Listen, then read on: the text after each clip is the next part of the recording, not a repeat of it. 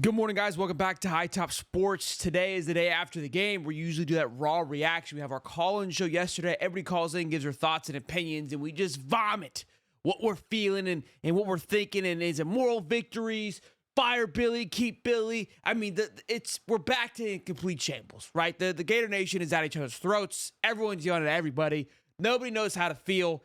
And I don't know if I'm going to give you a great answer or give you how you should feel. But we'll talk through this thing, and half of you will obliterate me in the comments. Half of you will say, I agree, and half of you won't say anything, right?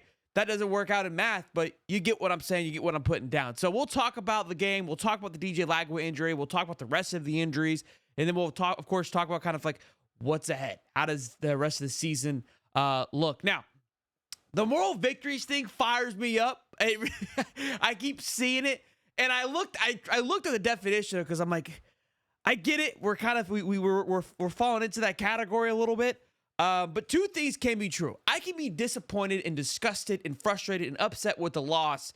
At the same time, be appreciative of what the guys went out there and did. And that's where I stand on that. I'm not gonna alter from that. It's not a moral victory where I'm like, we tried hard. We did the best we could. No, because all week long I said we had the same talent that we should be able to compete with this Georgia team. I even said on Saturday, if we beat Tennessee, we're 5-2. This game doesn't feel as insurmountable, right? It shouldn't be a 15-point spread. It probably would have been an 8-point spread. And I don't feel like Georgia was that much better than us. So I'm not going to sit here and say like, oh, we went in there and they were favored by 15. Like, no.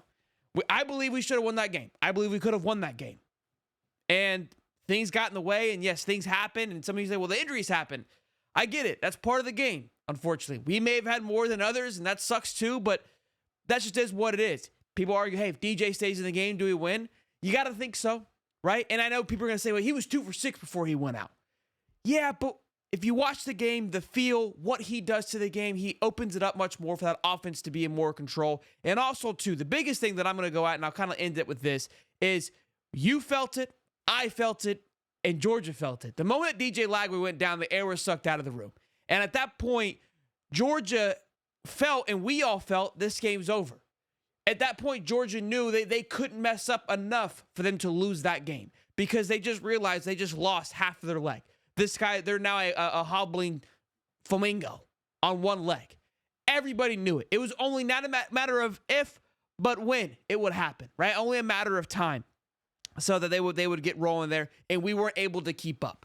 So to say, hey, if DJ wasn't doing anything beforehand, I completely disagree. It's his upside was so much greater than what Warner. No shot against Warner. Kid came in and did what he needed to do. This isn't and we'll talk about the third string quarterback situation here in just a little bit. Keep in mind, this is not a shot towards Warner. This kid's a transfer from Yale, came in there and did his thing, like what he was expected to do. Like, this is on him. Again, it always goes back to the situation at hand and how it's being managed. But it sucks. I hate losing. I'm tired of losing to everybody, to all the damn rivals. I mean, it's exhausting. I'm just tired of losing in general. You know what I'm saying? And I'm tired of being in this position of we're fighting, right? I'm tired of being in this part of the conversation of like, well, we went in against the number 2 team in the country and we fought really hard. That's the part that's frustrating. That's the part that's annoying. At this point, we shouldn't be having to utilize that as an argument. And I think as Gator fans, whether you want to keep Billy, whether you don't want to keep Billy, that part we should be able to agree on is that at this point, we shouldn't have to be saying that. And I think that's where you've got two parts that come into this. You've got the older Gators that you shouldn't have the mindset, right, to where you even fathom like, hey, it's okay that we went in there and did that. It's okay that we're this, you shouldn't even think like that. And that's where you have this back and forth, because I think some people are thinking like, this is not the Florida football that I grew up with. This is not the Florida football that was instilled in me. Like we go into these games expecting to win all of them by 15. The reason why Steve Spurrier quit was because he wasn't beating Kentucky by enough touchdowns. You understand the expectations that there are? And so now you have a newer generation of Florida football, which those guys call in. So it's really cool to get that perspective that never really had that. So that's where we're at. No one's ever going to be pleased. I'm tired of trying to figure out where it is, and I don't know why that I do, but I try to find the silver lining. This shit just sucks. we got 4 games left. I was really pumped to watch these 4 games and see what this team was going to be able to do. But offensively, I don't know what's going to happen. I think the biggest thing for me too is Aiden Warner, again, not his fault, but he doesn't do what Lagway does to the offense. I blame that on Napier. How do you have a guy be your third string quarterback that doesn't fit your offense? The reason why it didn't really flow with Mertz is because Mertz doesn't provide what Lagway provided for that offense. We said it all the time. And so we kept saying, hey, when DJ gets in, well, now there's a big problem here. Now it's kind of, we kind of overlooked it, right? You didn't want to think about DJ Lagway getting injured, but the moment that he goes down, you're like, that was it. That was your whole kit and caboodle. That was your move. Your move's gone. And so that's a big, when you kind of look at it from that perspective, that's a big issue, right? That's a big problem to have for when your third string is a walk-on, right? 3 years in, you can't be, and I get it, you have DJ Lagway. Nebraska has probably a better backup with Dylan Raiola. Georgia, we don't even get started with them. They've got, obviously, Beck, then 5-star quarterback Gunnar Stockton, then 4-star/5-star quarterback Ryan Puglisi, then 4-star quarterback transfer Jaden Rashada. That's their 4 quarterbacks. We're heading into a walk-on. That is a concern. That is a reason to go, wait, what's going on here? And we can blame it on NIL. We can blame it on whatever you want. But other teams are managing and having staff of 3 to 4 blue chip quarterbacks. That is a question you have to ask. All the eggs were put into one basket. That's where we're at. And a lot of people are saying, well, hey, what are your thoughts on Billy's future? Those things like that. My feelings were going into this game is you'll win to change my opinion. That's where I stood. So you had a lot to overcome, right? You needed to win this game. I don't believe that we went in there. I know we went in there from Vegas for 14-point underdog, but I believe in the talent that's on this football team. I believe that this Georgia team, I said it all offseason, or this all week, has not been as elite as they have been in the past. There's an opportunity to get it done. Let's talk about the injuries that happened. This is the list of them. It's pretty crazy. Not to mention what we've already had. And look, this is what people are going to point to too. And it's part of the game. This is why you recruit. This is why you go in the transfer portal. This is why you try to do these things, because these things happen. You need to try to have as much quality depth as you can. And I would say in the secondary, they've done a good job with that, but by golly, they're losing everybody. And then you got to point to the finger. Well, what's going on with strength and conditioning? Why are these things happening? And I'll talk about that in a little bit here in just a minute. Montreal Johnson, obviously, he didn't play. Damian George did play, but I think he maybe got injured towards the end of the game. Jakeem Jackson, Jason Marshall, Eugene, Trayon Graham, Asa, Khalil, Devin Manuel, Roderick Kearney, and Jameer Lyons. Those guys were already out. Then we lost Devin Moore. He wasn't suited by the end of the game. Dejon Johnson goes down. Triquez Bridges has to come in and play cornerback alongside Cromani. Shout out to Cromani for doing his thing. Obviously, we lose DJ Lagway. There's probably more. I'm probably forgetting some. I know Castell got a stinger a little bit. I don't know how he's doing. I don't know if Trayon Webb's hurt or just quit, because he wasn't on the injury report from what I remember on Wednesday, but then he was out for this game. I don't know. It's brutal. It's tough, but this is football. Like, it comes with the game.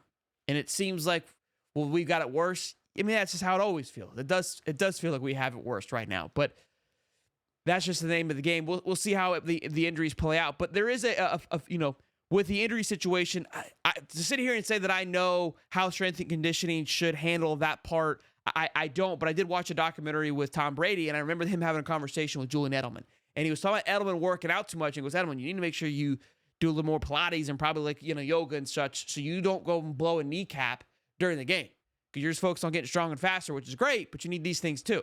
And Edelman kind of brushed him off and laughed at him. This was before the season started. In this documentary, game 2, Edelman blows his ACL. Now, the two correlated, could it just be, whatever, but there's got to be, I think, on Lagway, hey, go study that. Go speak with someone connected with the Brady situation, or just that follows that same path to keeping their body healthy. You're an athlete. You're going to run the football. That's part of it. What can you do? People are going to blame the turf. People are going to blame this. Nobody knows. It's a freak accident. Quit trying to blame someone or find someone what's wrong with it. I think that you have to also take into consideration that these things are going to happen. What can you do on your end to make it as preventable as possible? That's all that you can do. That's it. And maybe he's already doing it. I don't know. But my thing is there's a ton of guys, they're all knees and shoulder injuries, which are tackling related or, obviously just getting juked out and not having enough strength around those tissues or joints or what have you. So I'm no doctor. Okay. I just come on here and yell into a microphone. So don't yell at me about this. Look, I think there was the bright spots for me. Aaron Gates, Jack Piper, those guys were incredible to watch. As always, Aaron Gates was flying all over the football field. He was so fun. And I think that's where a lot of people want to keep the Napier situation because you as a fan, you are falling in love with the passion and the drive and the hunger that this team is playing for. I think it's, even Stephen Harris said for the last, for a decade, I haven't seen a team play like this with this much energy and passion in a very long time. And I think that is something that, again, as much as whether you feel negative, poorly, however, indifferent about Billy Napier, I keep going back to you have to give credit on the fact this team is bought in. And I love that they're bought in. I respect that they're bought in. You can still be bought into the loser. You know what I mean? Like, we're losing. I love that you love the guy. People loved Ron Zook. Stephen Harris has said it a time and time again. People love Ron Zook. The team was in shambles when he left. When Urban came in, nobody was a fan of it. Now Urban won the team over quickly. We've heard about this obviously from Swamp Kings and Alley and things like those things. But you can love a guy and not translate to W's. And that's a matter of a fact. We all want W's, okay? I love them. I love the energy. I love these things.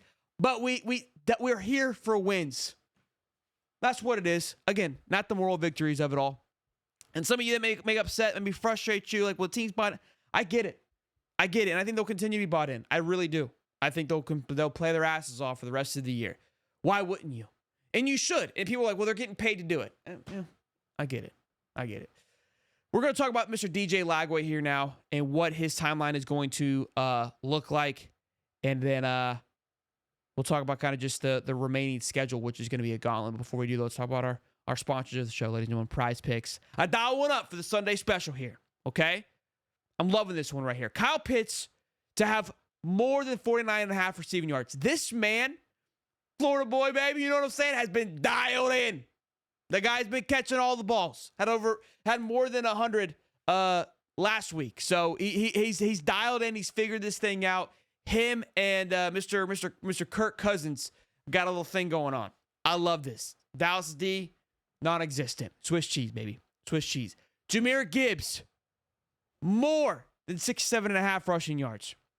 My man's been toting the rock. He has solidified himself. They were split with Dave Montgomery. Montgomery's still getting the touchdown, the goal line carries, but Jahmyr Gibbs has been doing his thing.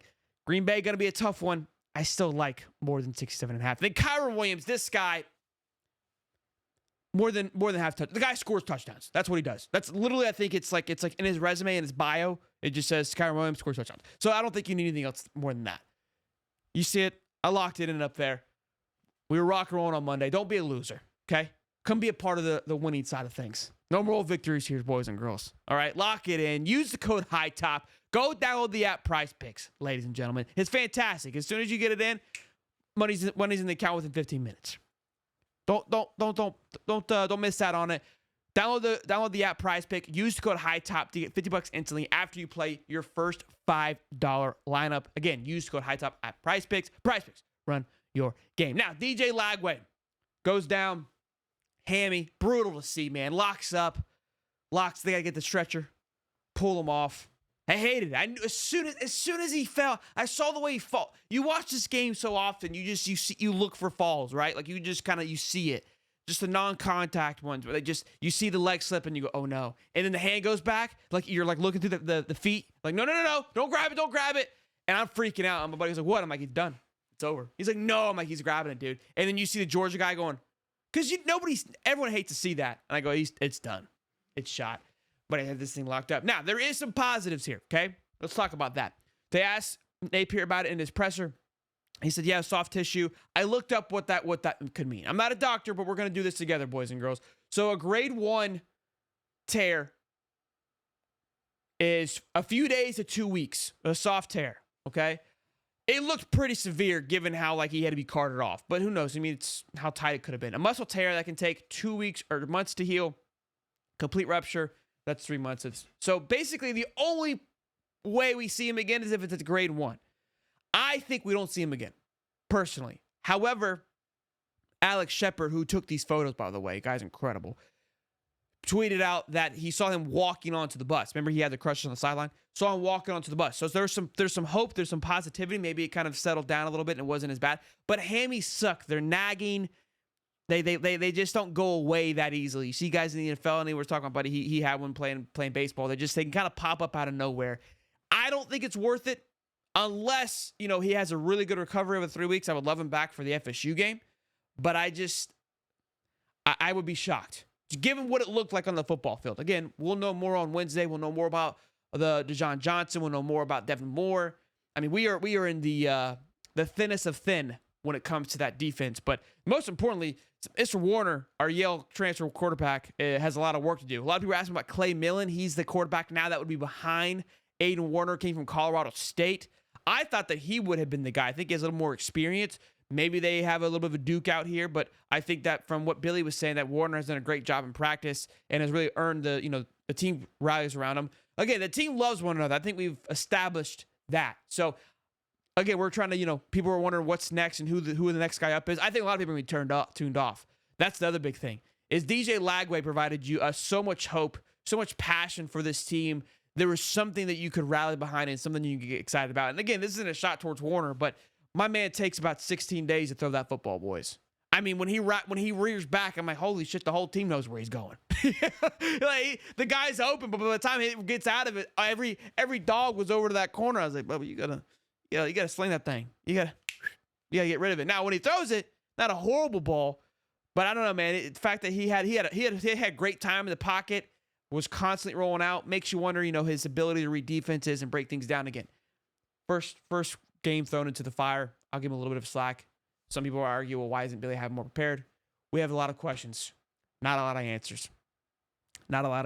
No roll victories here, though, boys. Okay, we got spanked. We lost another one. 1-9 in rivalries, 15-18 or 19 overall. It's been a rough couple of years, boys. It's been a rough couple of years. Look, like I said, how I stand, where I stand, nothing changed going into this game outside of a win. I still stand by that. I think you can be proud of what was put on the field from the players as an individual. I separate this for me personally, okay? There's a political part of it, which is like who should be the coach, who shouldn't be the coach. But just simply on that Saturday, watching what this team has gone through, I know the noise that they've been dealing with as college kids, and I know some people like college kids, they get paid now. Sure, whatever, cool, got it. I've interviewed some of these kids, talked to them. You still want to be successful. You still want to see them do well. You know they care and want to be passionate. It was good to see them not quit, even though at the end there it kind of just fell apart. But did what they could, and I mean, it's been a tough go for the Florida Gators. That curse needs to be lifted, whatever it is. Let it go. We're sorry. Forgive us. Let us know down in the comments section. I don't even know why. I don't even know why I need to ask. I'm sure some of you may not even watch the video and already roasted me. You're an idiot. Hey, Billy. Look, man, we're gonna agree to disagree. Some of you want to keep Billy, and I respect that opinion. Some of you wanted him gone before the season started. I respect that opinion. I'm at a point where there's no right or wrong answer. Everyone has a legitimate ability that they can argue this thing. I mean, I guess some of you would say, no, there is a right or wrong answer. So I'm just going to keep losing on that one. But look, no more victories. Tired of losing. I think there's, if we start kind of peeling back the onion, I think the big thing for me is if you take away DJ Lagway, it's kind of scary. And so, we keep saying, hey, want to see him one more year. What if he does the year, but Lagway leaves? Then what? You know what I mean? Like, so there was when you see it like that, that scares me. That's you put all this into one player. We've got distracted by how great he is and was like, well, if Lagway's here, everything is okay. But now where to? And this is what we brought up the recruiting video that I got slammed on because the recruiting class is at 50. And I know some of you are going to say, well, the transfer portal. Yeah, there is transfer portals, but you're seeing with FSU, okay? There's plenty of examples where it's working and it's not working. It's not guaranteed every single year. And the other thing is he hasn't shown to be very aggressive in the transfer portal. So if he flips a switch, then maybe, okay, sure. But I haven't seen that switch flipped. So we'll see. We'll get more on Monday. We'll have our show tomorrow with Stephen Harris as well. Get his thoughts and opinions about it. I know he's bought in, and I think that's a good perspective, someone who's played the game. So we'll argue about this for the next week, and then we'll play Texas and find something else to get, frustrated about. But I'm going to still enjoy the next 4 weeks as much as I possibly can. We wait all year for this shit, and I'm not going to just fold the towel and give it up. So we'll go fight Texas and see what we can figure this thing out, and maybe run some Wildcats. Gregory Smith played quarterback. I don't know. We'll figure it out. Hope you guys enjoyed today's video. Be sure to smash the like button, subscribe, check out Prize Picks. I'll see you boys in the next one. Peace and love, baby.